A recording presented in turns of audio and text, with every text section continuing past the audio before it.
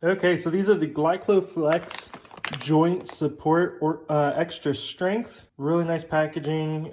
Really super excited to get to try these out. I have a 13-year-old dog who's struggling with some joint pain. So based on the ingredient or the steps here, for the 31 to 60 pound, which is my dog's weight, for the initial 4 to 6 weeks, we give him 2 chews daily. So the chews themselves, they're pretty nicely sized. I am kind of nervous about that because my dog normally has trouble eating these. So I'm hoping that he likes these. So I'm going to try these 2 out and see if he eats them and how he does.